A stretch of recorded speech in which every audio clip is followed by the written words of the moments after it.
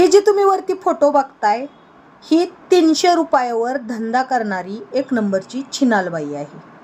आणि हिनं काय बोलली माहिती आहे का, की भाडमध्ये गेले छत्रपती शिवाजी महाराज. डॉक्टर बाबासाहेब आंबेडकर नंबर 1 आहेत.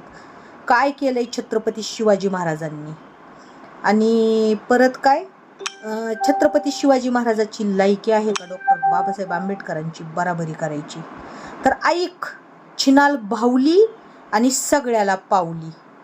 पहिली गोष्ट, छत्रपती शिवाजी महाराजांनी जे स्वराज्य निर्माण केलं त्या स्वराज्याचं रक्षण करण्यासाठी डॉक्टर बाबासाहेब आंबेडकरांनी संविधान लिहिलं.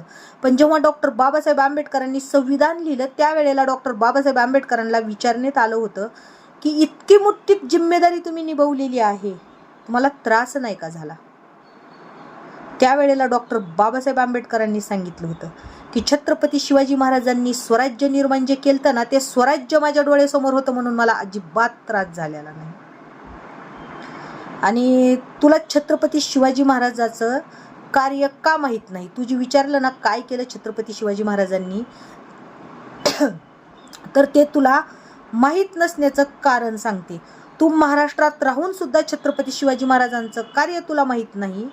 ह्याचं कारण हेच आहे की तुला पैदा करायच्या वेळेस तुझी आई कुठंतरी बाहेर गेलेली असेल किंवा तुझ्या आईकडं तुझा बाप आला नव्हता म्हणून तू 17 जणांसंगत जाऊन तुझ्या आईनं तुला पैदा केलेला आहे. आमच्या गावाकडं म्हणतात वडेखोडे जाऊन पैदा केलं, तसं तुला पैदा केलं.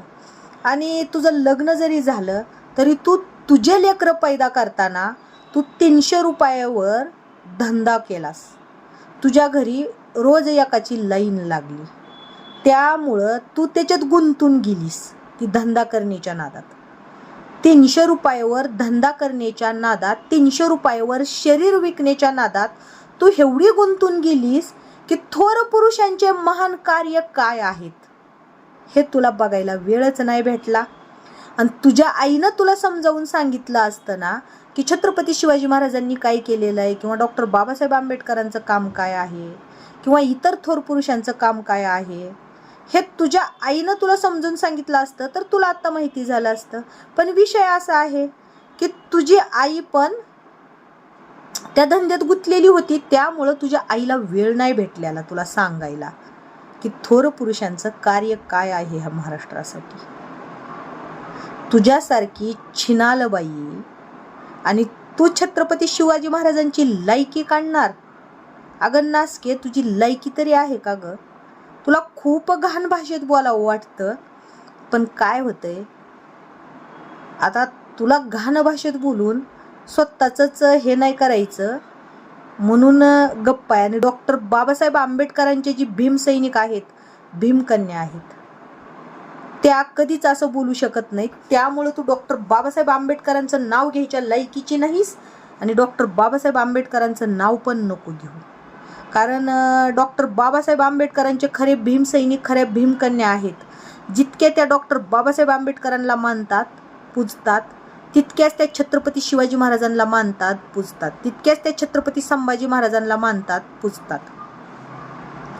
त्यामुळं ना तू एक वेश्या आहेस, रंडी आहेस, रंडी. कुणी पण या टिकली मारून जा. आणि हे सगळे करण्याच्या प्रकारात थोर पुरुषांचं कर्तव्य हे तुला माहीतच झालेलं नाही. त्यामुळं तू महाराजांवर अशी बोललीस. कसं तुझं पूर्ण खानदान तसंच दिसतं. त्यामुळं तुला आत्तापर्यंत तुझे आई बहीण हे सगळे तुझे नातलग ना असेच दिसतात. त्यामुळं पूर्ण खानदानातल्या एक जणानंही तुला सांगितलेलं दिसत नाही की छत्रपती शिवरायांचं कार्य काय होतं. त्यामुळं छिनालबाई